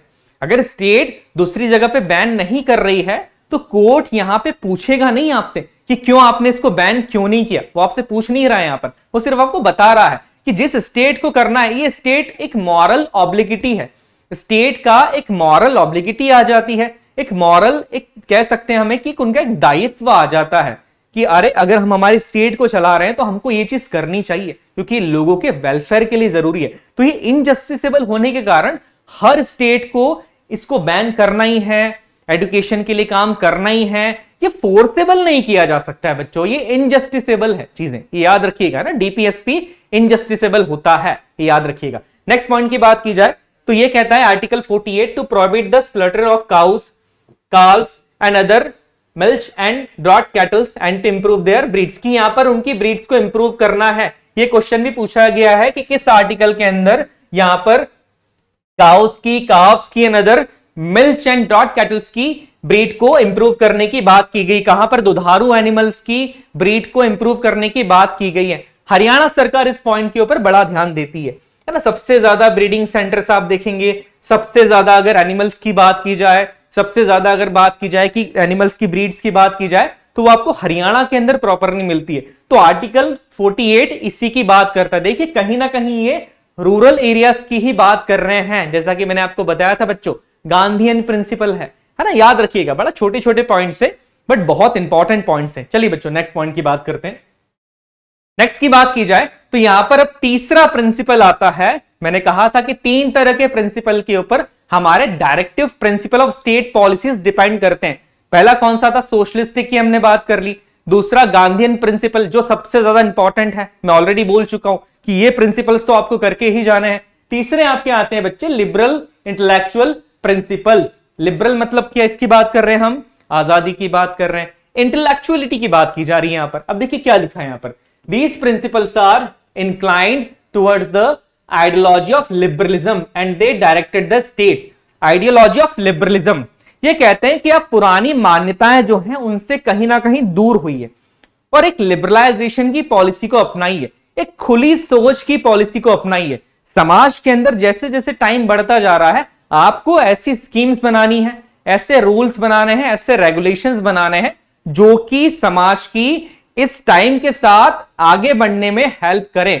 आपको समय के साथ समय मिला के चलना है, जैसे न्यू टेक्नोलॉजी को आपको बढ़ावा देना है और समाज के अंदर जो कुरीतियां हैं जिससे हम बंधे हुए हैं, कहीं ना कहीं आपको उसको पीछे करना है। तो ये बेसिकली पॉलिसीज लिबरलिज्म की बात करती है और इसमें एक सबसे इंपॉर्टेंट आर्टिकल आता है जिसके बारे में मैं अभी आपको बताऊंगा। हमने देखा था कि एक केस की भी हम यहां पर बात करेंगे, यह है article 44 to secure all citizens uniform civil code, है ना, यूनिफॉर्म सिविल कोड यूसीसी कहा जाता है। क्वेश्चन कई बार पूछा गया है कि यूनिफॉर्म सिविल कोड किस आर्टिकल के अंदर आता है, तो आर्टिकल कौन सा हो जाएगा बच्चों? आर्टिकल 44 हो जाएगा। कहां पे है, कहां पे पूछा गया है? डीपीएसपी के अंदर पूछा गया है। और यह भी क्वेश्चन पूछा जाता है कि यूनिफॉर्म सिविल कोड की बात संविधान के किस पार्ट में की गई है, तो किस पार्ट में की गई है बच्चों? पार्ट 4 के अंदर की गई है। ये चीजें आपको थोड़ी सी ध्यान रखनी है। तो यहां पर यूनिफॉर्म सिविल कोड होता क्या है, देखिए यहां पर थोड़ा सा देख लेते हैं। नॉर्मली ये देखा जाता है कि हमारे देश में क्रिमिनल लॉज तो सेम है, अगर किसी ने कोई क्राइम किया है तो वो चाहे किसी भी कह सकते हैं रिलीजन का हो, क्राइम के लिए सजा तो सेम मिलती है। बट यहां पर अगर हम बात की जाए कि हमारी कंट्री के अंदर जो सिविल लॉज होते हैं वो थोड़े से अलग अलग होते हैं। सिविल लॉज, अब आप पूछेंगे सिविल लॉज क्या होते हैं सर, देखिए बच्चों क्या होता है कि डिफरेंट रिलीजन के कुछ अपने पर्सनल लॉज होते हैं। बेसिकली सिविल लॉ की भी हम बात नहीं कर रहे, पर्सनल लॉज की बात कर रहे हैं। जैसे कि अगर हमारी बात की जाए कि मैरिज के लॉज हर धर्म के थोड़े से अलग होते हैं, डाइवोर्स के लॉ अलग होते हैं, अडॉप्शन के लॉज अलग होते हैं, इनहेरिटेंस के लॉ अलग होते हैं, शादी करने के कानून कुछ अलग होते हैं। जैसे अगर हिंदूज की बात की जाए तो हिंदू मैरिज एक्ट 1955 के अकॉर्डिंग शादी की जाती है। डाइवोर्स की बात की जाए तो हिंदूज के लिए डाइवोर्स का जो प्रोसेस है वो थोड़ा सा अलग होता है, क्रिश्चियंस के लिए अलग होता है, मुस्लिम्स के लिए अलग होता है। तो हर रिलीजन के हिसाब से ये जो कानून होते हैं, ये थोड़े से कानून क्या होते हैं बच्चों, अलग अलग यहां पर कानून होते हैं। तो इन कानूनों का अलग अलग होना कहीं ना कहीं हमारी यूनिटी को कमजोर करता है, ऐसा कहा जाता है यहां पर, है ना। ऐसे बहुत व्यूज हैं कि कहीं ना कहीं एक यूनिफॉर्म सिविल कोड होना चाहिए। जैसे हिंदूज के लिए यहां पर हिंदू मैरिज एक्ट है, मुस्लिम्स के लिए यहां पर मुस्लिम पर्सनल लॉ बोर्ड है। तो यहां पर इन चीजों को कम करने के लिए सरकार यह कहती है कि इन सारे पर्सनल एक्ट्स को या इन सारे जो भी पर्सनल लॉ बने हैं इनको हटा दिया जाए और एक यूनिफॉर्म, एक यूनाइटेड सिविल लॉ होना चाहिए जो कि सबके लिए एक जैसा होगा। वो अलग चीज नहीं होगी कि किसी क्रिश्चियन पर्सन के लिए मैरिज का एक्ट अलग हो जाएगा या हिंदू पर्सन के लिए मैरिज का एक्ट जो है वो अलग हो जाएगा। तो इसका कहीं ना कहीं ये अपोज करता है। तो इसके लिए यहां पर ये बात की गई थी कि इंडिया के अंदर यूनिफॉर्म सिविल लॉ होना चाहिए। चलिए इसका सिंपल सा एग्जांपल मैं आपको बता देता हूं। अभी कुछ टाइम पहले ही दिल्ली हाई कोर्ट ने एक डायरेक्शन दिया था सेंट्रल गवर्नमेंट को कि आप ऐसा काम कीजिए कि आप यूनिफॉर्म सिविल कोड को अप्लाई कीजिए देश के अंदर। अब देखिए यूनिफॉर्म सिविल कोड को अप्लाई कीजिए देश के अंदर, ये कह तो दिया है, बट यहां पर क्या है, वो केस क्या है थोड़ा सा हम इससे जानते हैं। एक बड़ा सिंपल सा केस है, इंटरेस्टिंग सा केस है, थोड़ा सा इस केस के बारे में जानते हैं। राजस्थान के एक पर्सन थे जो कि वहां की मीना कम्युनिटी से बिलोंग करते हैं, जो कि राजस्थान के अंदर एसटी कैटेगरी के अंदर आती है। अब यहां पर राजस्थान के एक ट्रिब्यूनल कोर्ट के अंदर उन्होंने ये अपनी वाइफ से डाइवोर्स के लिए केस दायर किया। सुनवाई के दौरान उनकी वाइफ ने यह कहा कि भले ही हमने शादी हिंदू मैरिज एक्ट 1955 के थ्रू करी है, बट हमारी जो मीना कम्युनिटी है जो कि एसटी के अंदर आती, शेड्यूल ट्राइब के अंदर आती है, उसके अंदर डाइवोर्स को सही नहीं माना जाता है, या उस कम्युनिटी के अंदर डाइवोर्स का प्रावधान ही नहीं है। और इस हिंदू मैरिज एक्ट 1955 के अंदर भी हमारी कम्युनिटी को डाइवोर्स के लॉ से एग्जम्पशन दिया गया है। अब यहां पर क्या हो गया कि जिस पर्सन ने जो डाइवोर्स लेना चाहता है वो भी सही बोल रहा है कि सर हमने शादी तो इस एक्ट के अकॉर्डिंग करी है, तो मुझे डाइवोर्स भी इसी एक्ट के अकॉर्डिंग मिलना चाहिए। बट उनकी वाइफ क्या बोल रही है कि नहीं, हम उस कम्युनिटी से बिलोंग करते हैं और हमारे यहां पर इस चीज को एग्जम्पशन माना गया है, तो आप हमें डाइवोर्स नहीं दे सकते। अब यहां पर क्या हुआ, जब दोनों ही सही थे तो दिल्ली हाई कोर्ट के अंदर ये केस गया। दिल्ली हाई कोर्ट के अंदर जब ये केस गया तो वापस से ही दोनों बातें करी गई, उन्होंने ये दोनों चीजें बताई। तो यहां पर इस बात को लेकर दिल्ली हाई कोर्ट ने कहा था कि इन प्रॉब्लम से बचने के लिए ये सारी जो चीजें हो रही हैं कि इन बिटवीन जो है वो डाइवोर्स का इशू आ रहा था और इन एक्ट के कारण, अलग अलग एक्ट होने के कारण डाइवोर्स नहीं ले पा रहे हैं, तो यहां पर इन चीजों से बचने के लिए दिल्ली हाई कोर्ट ने फिर ये डायरेक्शन दिया कि आप सेंट्रल गवर्नमेंट को ये कहा कि आप ऐसा काम करिए कि देश में एक यूनिफॉर्म सिविल कोड अप्लाई किया जा सके, है ना बच्चों। आई थिंक आपको समझ में आया होगा कि क्या केस था, यूनिफॉर्म सिविल कोड क्या होता है। चीजें धीरे धीरे आपकी क्लियर होती जाएगी, बड़े इंपॉर्टेंट चीजें, और ये पता होना चाहिए यूनिफॉर्म सिविल कोड क्या होता है। काफी समय से मांग उठती रही है कि एक देश के अंदर अगर एक संविधान है तो ये जो कोड्स होते हैं, सिविल कोड्स होते हैं, पर्सनल लॉ होते हैं, ये भी एक ही होने चाहिए। चलिए बच्चों नेक्स्ट पॉइंट देखते हैं यहां पर। नेक्स्ट अगर आर्टिकल की बात की जाए, आर्टिकल 44 हमने देख लिया है। आर्टिकल 45 जो है वो कहता है कि अर्ली चाइल्डहुड केयर एजुकेशन की बात कर रहा है और until they complete the age of 6 years। कुछ याद आ रहा है आर्टिकल 44 किसकी बात कर रहा है? कहीं ना कहीं हमने इस पॉइंट को आर्टिकल 21A के अंदर भी पढ़ा है और हमारी 11 फंडामेंटल ड्यूटी के अंदर भी पढ़ा है। मुझे बताइएगा कमेंट सेक्शन के अंदर कि ये कौन से अमेंडमेंट की बात कर रहे हैं। हालांकि अभी नेक्स्ट लेक्चर जब आगे बढ़ेगा तो आपको पता लग जाएगा कि बेसिकली ये कौन से अमेंडमेंट की बात कर रहे हैं और कौन सा आर्टिकल है। बट याद रखिएगा, अब जो एजुकेशन की बात की गई है राइट टू एजुकेशन की बात की गई है, वो कहीं ना कहीं हमारे आर्टिकल 45 से भी रिलेट करती है और आर्टिकल 21A से भी रिलेट करती है। आर्टिकल 45 में ये बेसिकली क्या है बच्चों, directive principle of state policy है। दैट मींस ये फोर्सेबल नहीं है, जस्टिसेबल नहीं है। बट यहां पर आर्टिकल 21A की जब हम बात करते हैं तो ये हमारा फंडामेंटल राइट हो जाता है। अब फंडामेंटल राइट अगर ऑब्वियसली है यहां पर, तो फिर ये जस्टिसेबल है, ये अधिकार बन जाता है। चलिए, तो ये आर्टिकल 45 को थोड़ा सा ध्यान रखिएगा। नेक्स्ट अगर आर्टिकल्स की बच्चों यहां पर बात की जाए, नेक्स्ट आर्टिकल की बात की जाए तो आर्टिकल 48 ये कहता है कि normally to organise agriculture and animal husbandry on modern and scientific lines, कि आप एग्रीकल्चर करिए, खेती करिए, उनको मॉडर्न एंड साइंटिफिक लाइन के थ्रू प्रमोट कीजिए, मॉडर्न तरीके से चीजों को प्रमोट किया जाना चाहिए। आर्टिकल 48 कहता है to protect and improve environment and safeguard forest and wildlife. ये चीज जो है फंडामेंटल ड्यूटीज के अंदर भी हमने देखी थी कि हमारी ड्यूटी है कि नेचर को, एनवायरमेंट को प्रोटेक्ट करें। और हमारे डीपीएसपी के अंदर भी इस चीज की बात की जा रही है कि स्टेट को यह ध्यान रखना है कि वो अपने नेचर का ध्यान रखे और वहां पर जितने भी कह सकते हैं बेसिकली कि वाइल्ड लाइफ एनिमल्स थे उनका ध्यान रखा जाए। इसीलिए क्या बनाए गए थे, हमने कल भी समझा था, वाइल्ड लाइफ एक्ट बनाए गए हैं, wild life protection act India के अंदर बनाया गया है, तो वो इन सारी चीजों के लिए ही बनाया जाता है। आर्टिकल 49 की बात की जाए तो to protect monuments, places and objects of artistic historical interest. ये भी देखिए बच्चों कहीं ना कहीं आपके फंडामेंटल ड्यूटीज की बात कर रहा है। आर्टिकल 50 की बात की जाए तो to separate the judiciary from executive in the public services of the state, ये आर्टिकल 50 की बात करते हैं। नेक्स्ट अगर आर्टिकल्स की यहां पर बात की जाए तो कुछ आर्टिकल्स यहां पर इंपॉर्टेंट है बच्चों, वो देख लेते हैं हम। पहला आर्टिकल है, एक आर्टिकल जो लास्ट बचता है आर्टिकल 51। मैंने पहले भी कहा था कि आर्टिकल 51 बड़ा इंपॉर्टेंट है क्योंकि कहीं ना कहीं बेसिकली किसकी बात करता है, international law and treaty obligations की। ये कहता है कि to promote international peace and security and maintain just and honourable relations between nations, to foster respect for international laws and treaties obligations and to encourage settlement of international dispute by arbitration। ये basically ये कहता है कि देखिए state को ऐसा कोई काम नहीं करना है जिससे कि हमारे इंटरनेशनल रिलेशंस खराब हो। आपको कोई ऐसा लॉ नहीं बनाना है जिससे कि आपके किसी दूसरी कंट्री के साथ रिलेशन खराब हो।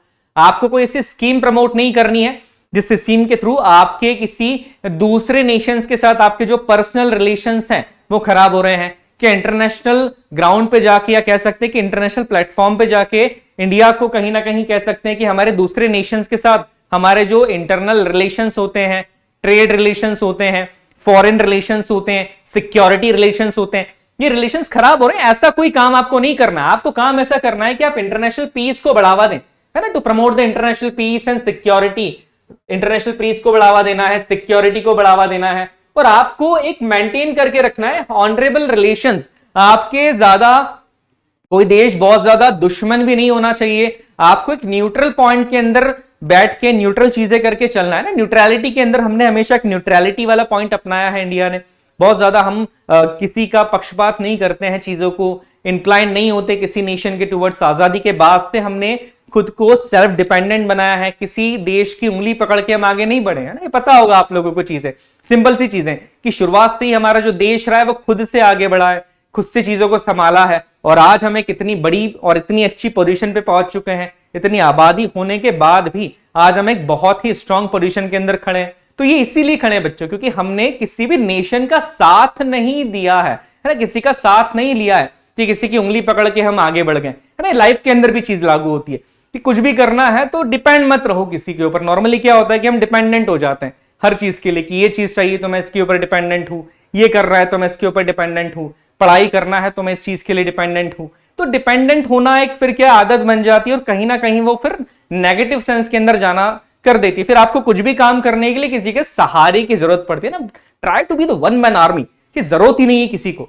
आपको जरूरत नहीं होना चाहिए किसी भी काम को करने के लिए। जो कर रहे हो खुद से करो, अच्छे से करो, है ना। Try to be the alone, try to be की जरूरत नहीं पड़ना चाहिए किसी भी चीज की। आप खुद से खुद के लिए ही सफिशिएंट होना चाहिए। चलिए ठीक है, नेक्स्ट पॉइंट की अगर बात की जाए जिससे क्वेश्चन हमने जो पहला क्वेश्चन देखा था ये उसी की हम बात कर रहे हैं। क्या कह रहा है point, 42nd amendment act 1976 added 4 new directive principles in the list. की जो 42nd अमेंडमेंट एक्ट था 1976 वाला, बेसिकली उसने 4 प्रिंसिपल्स को ऐड किया था। चार फंडामेंटल कह सकते हैं कि बेसिकली जो चार डीपीएसपी थे उनको ऐड किया था। कौन कौन से थे हम नाम देख लेते हैं। आर्टिकल 39 ये हमने देखा था तो याद रखिएगा। सेकंड था आर्टिकल 39 ए जिसमें इक्वल जस्टिस की बात की गई थी, फ्री लीगल एड की बात की गई थी। ये इंपॉर्टेंट है, मैंने पहले ही कहा है आपको इस पॉइंट को याद रखना है। आर्टिकल 43 ए नेक्स्ट अगर बात की जाए तो आर्टिकल 48 ए यहां पर एनवायरमेंट की बात की गई थी और हमारे safeguard forest and wild life की बात की गई थी। तो यहां पर आपको यह ध्यान रखना है कि जो 42nd कॉन्स्टिट्यूशन अमेंडमेंट एक्ट 1976 है उससे चार डीपीएसपी ऐड किए गए हैं और वो कौन से बेसिकली ये चारों हैं। ये थोड़ा सा आपको याद रखना है ना, कई बार कंफ्यूजन यहां हो सकता है आर्टिकल 39 ए के अंदर कि 39 ए आता है या नहीं आता है, बट आपको याद रखना है चीजों को कि यहां पर बेसिकली चार प्रिंसिपल्स को ही ऐड किया गया है। नेक्स्ट अगर बात की जाए कि 44th अमेंडमेंट एक्ट 1978 के थ्रू एक और डीपीएसपी ऐड किया गया था, है ना, जो कि आर्टिकल 48 30 बेसिकली आर्टिकल 38 के अंडर किया गया था, जिसके अंदर इनइक्वालिटीज इन इनकम की बात की गई थी। इसके बाद हमारा सबसे इंपॉर्टेंट पॉइंट जो हमने डिस्कस किया था यहां पर आर्टिकल 45 के अंदर वही आर्टिकल 21A की बात की गई थी, राइट टू एजुकेशन की बात की गई थी कि the 86th amendment act of 1928 changes the subject matter of article 45 and made elementary education of fundamental right under article 21। तो जहां पर भी राइट टू एजुकेशन की बात की जाती है, एलिमेंट्री एड की बात की जाती है, एलिमेंट्री हमारे फंडामेंटल राइट की यहां पर बात की जाती है, तो आप देखिएगा आर्टिकल 21A भी यहां पर आ रहा है, आर्टिकल 45 भी आता है और हमारी एक जो फंडामेंटल ड्यूटीज थी पेरेंट्स की और गार्डियंस की, जो 11th फंडामेंटल ड्यूटी थी वो भी कहीं ना कहीं और बेसिकली वो इसी की तो बात कर रही है ना। तो ये चीज आपको ध्यान रखना है कि डीपीएसपी का आर्टिकल 45 जो है वो कहीं ना कहीं राइट टू एजुकेशन की बात करता है। इसके अलावा एक और अमेंडमेंट किया गया था जिसे 97 कॉन्स्टिट्यूशन अमेंडमेंट एक्ट कहा जाता है 2011 का, जिसके थ्रू कोऑपरेटिव सोसाइटीज को इनकॉर्पोरेट किया गया था और कोऑपरेटिव सोसाइटीज की यहां पर बात की गई थी। अब देखिए सबसे पहला क्वेश्चन जो हमने शुरुआत में देखा था जो कि एनडीए एग्जाम के अंदर पूछा गया है, उसका आंसर देखिएगा, बड़ा सिंपल सा क्वेश्चन है। क्या क्वेश्चन था? विच of the following directive principles was interested by the constitution 42nd act 1976। 42nd constitution amendment act के थ्रू कौन सा प्रिंसिपल यहां पर ऐड किया गया था, है ना। देखिए चार प्रिंसिपल्स थे, क्या आंसर है इसका? कौन सा आंसर हो सकता है? बड़ा सिंपल सा क्वेश्चन है। देखिए क्या कहा गया है, कौन सा आंसर है? देखिए to secure opportunities for the health and development of child, उसके बाद to promote equal justice and provide free legal aid, article 39A। I think आपको आंसर समझ में आ गया होगा। देखिए बच्चों क्या आंसर है इसका? पहला जो क्वेश्चन है उसका जो आंसर बेसिकली अगर हम यहां पर बात की जाए तो किसकी बात कर रहा है? Equal justice and free legal add की यहां पर बात की जाती है। तो इसका आंसर क्या है? बी। तो देखिए इसी तरह के क्वेश्चंस यहां पर डीपीएसपी से पूछे जाते हैं। कुछ और क्वेश्चंस हम यहां पर कर लेते हैं कि ये बेसिकली किसकी बात कर रहे हैं।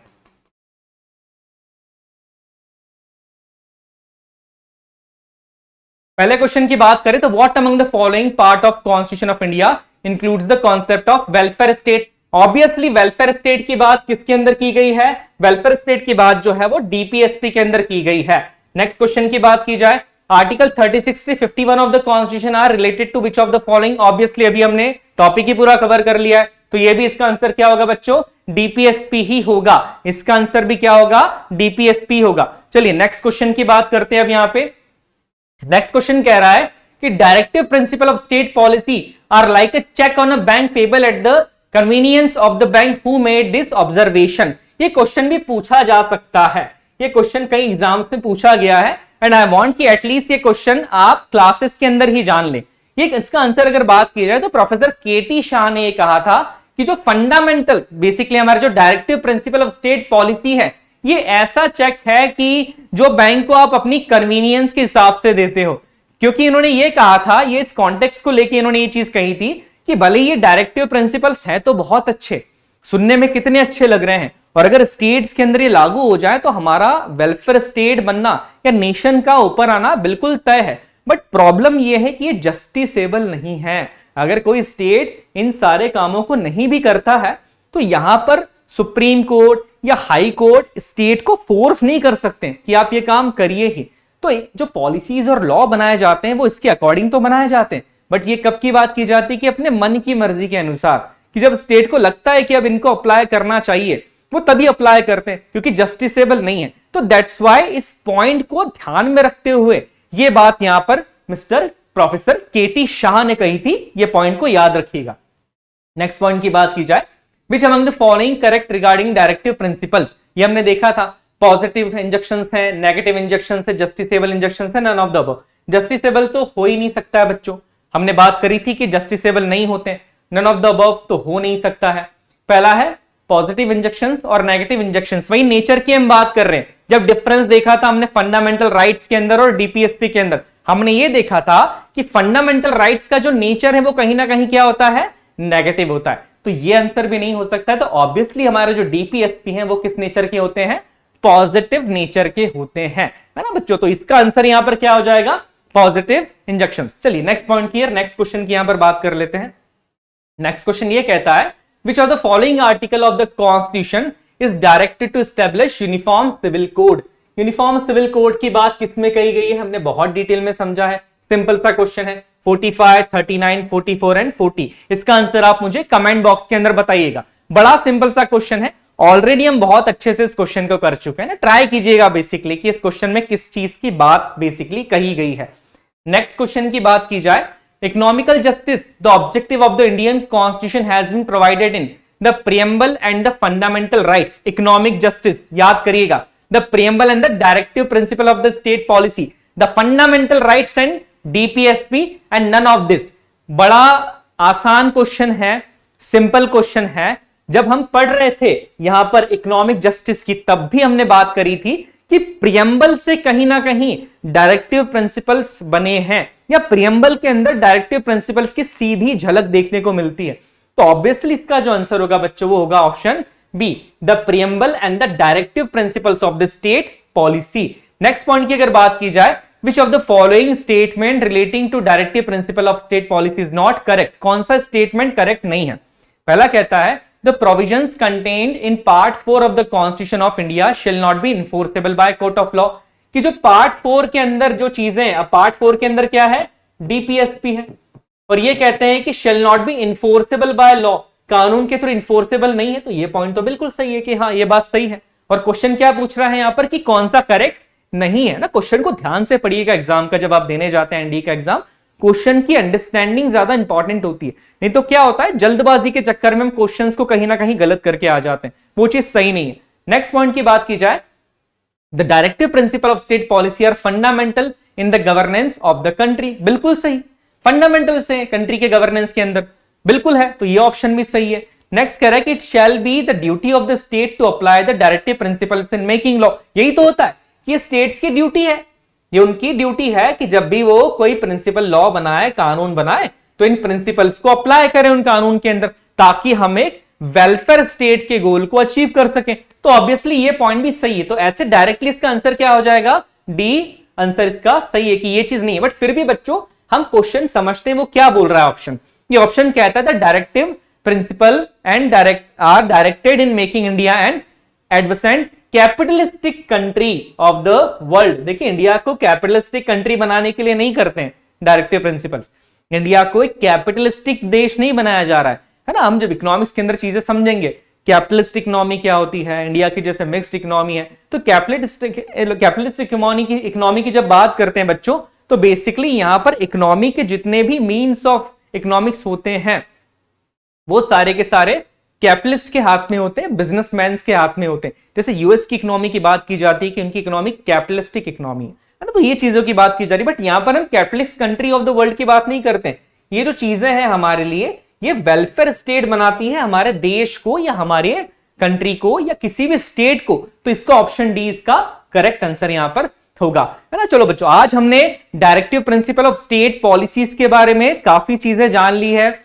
आप इस टॉपिक को प्रॉपरली पढ़ के जाइएगा, क्योंकि इस टॉपिक से क्वेश्चन आने के चांसेस हमेशा बने रहते हैं, हमेशा बने रहते हैं। पिछले कुछ सालों में देखा भी गया है कि इस टॉपिक से क्वेश्चन ज्यादा आए हैं।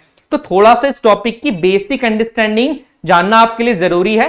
नेक्स्ट लेक्चर के अंदर हम ऐसा ही कोई इंपॉर्टेंट टॉपिक प्रॉपरली पूरा कवर करेंगे, कुछ उसके क्वेश्चंस लगाएंगे। तब तक के लिए मेरी आपको एक एडवाइस है कि जितने भी पुराने लेक्चर्स के अंदर जो चीजें हमने पढ़ी हैं उन चीजों को आप प्रॉपरली करके जाइएगा, चीजों को रिवाइज करते रहिए, क्योंकि रिवीजन ही आपकी सक्सेस की है। इस बात को ध्यान रखिएगा। तब तक के लिए बच्चों, जय हिंद।